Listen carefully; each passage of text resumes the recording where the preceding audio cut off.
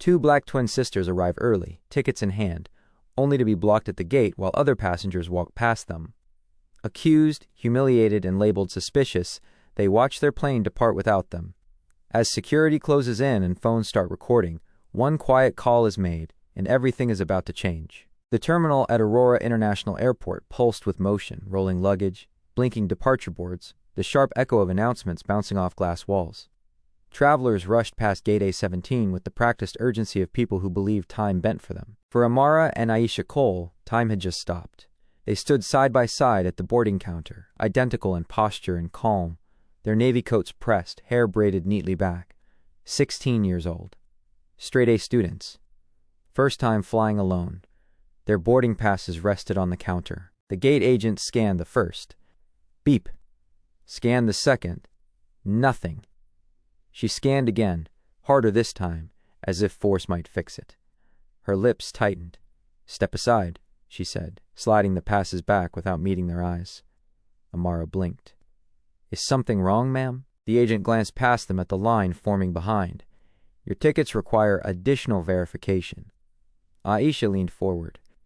"Verification for what?" "We already checked in." The agent exhaled sharply, irritation leaking through. "I said step aside." Behind them, a man cleared his throat loudly. A woman sighed. The invisible pressure of a crowd began to build. Amara looked up at the screen overhead. Her chest tightened. "If we step aside, we'll miss the flight." The agent finally looked at them, really looked. Braids. Brown skin. Identical faces. "These things happen," she said flatly. "Especially with bookings like yours." She didn't explain what that meant. She didn't have to. As the twins moved aside, a white couple stepped forward. "Designer luggage." Loud confidence. The agent smiled. "Boarding passes, please." Beep. Beep.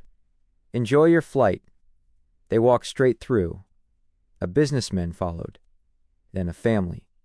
Then another solo traveler. Each time, scan, smile, pass.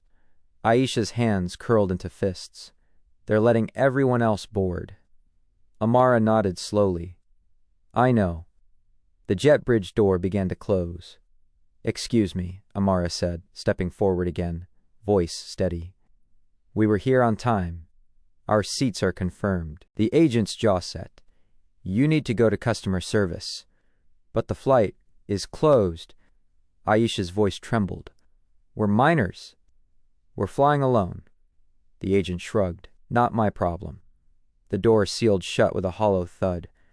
Just like that, the plane was gone. Aisha felt heat rush to her face. "You didn't even check properly." The agent leaned back in her chair. "Are you accusing me of something?" "No," Amara said quickly. "We just want to understand." "Well, the system flagged your tickets," the agent replied. "Happens sometimes." Aisha frowned. "Flagged how?" The agent tapped her keyboard. "Doesn't say." "It was a lie." Amara knew it. Aisha felt it. But lies spoken confidently had weight, especially in places built on authority.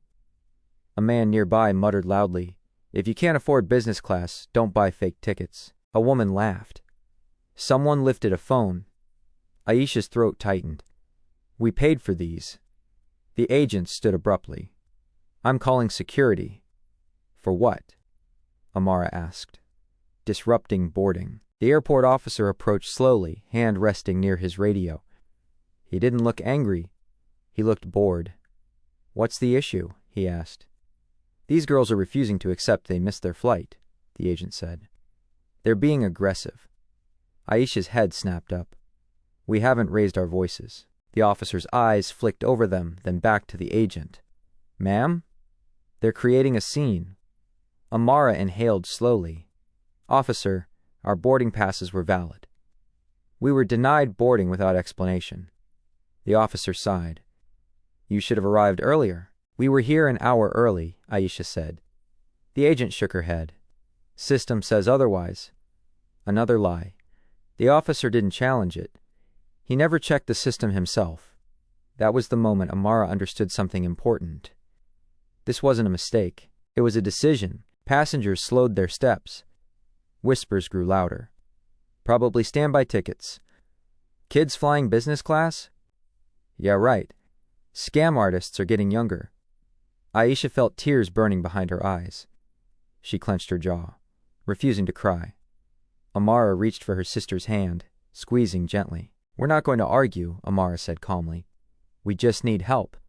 The agent laughed. Help costs money. That's when Amara reached into her bag. Aisha whispered, Who are you calling? Mom? Amara said quietly. She tapped the contact.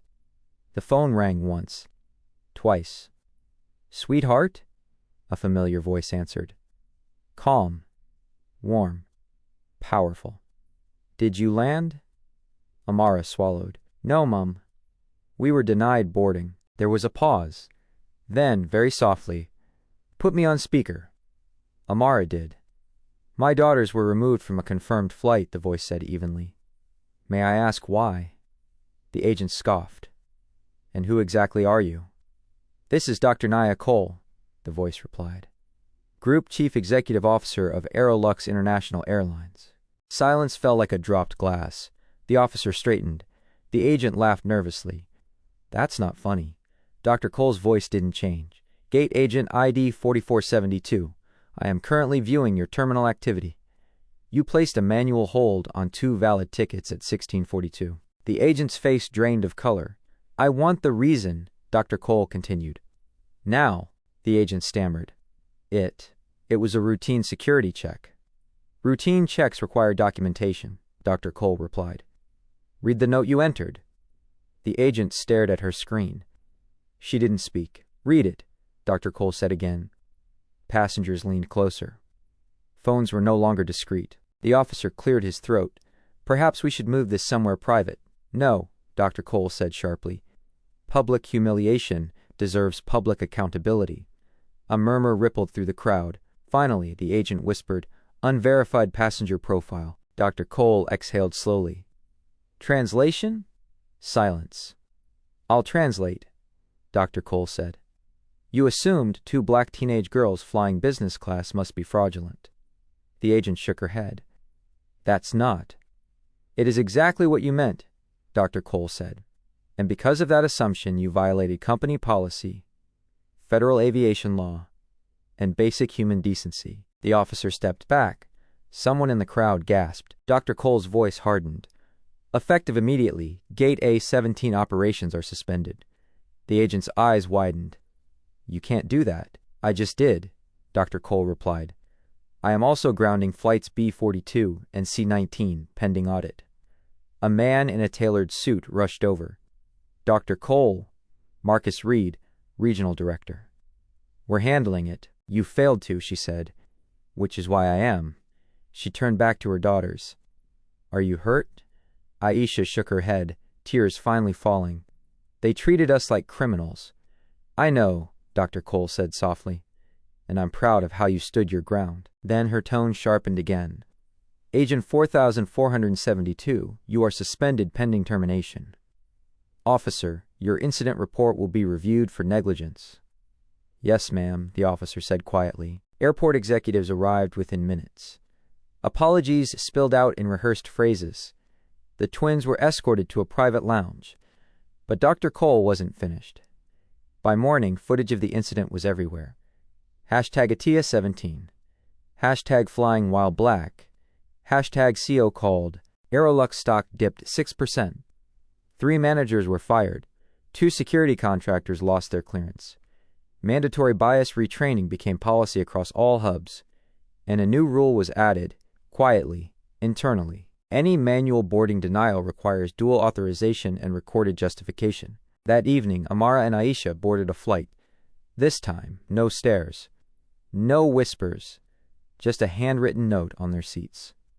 You belong here. Aisha squeezed her sister's hand. Do you think they'll really change? Amara looked out the window as the plane lifted into the clouds. They had to, she said. Mum made sure of it. Above the clouds, Justice finally caught. Shocked by that ending, like share and comment your reaction. Which moment stunned you the most? Subscribe and turn on notifications for more stories where dignity rises, arrogance collapses, and truth hits harder than humiliation.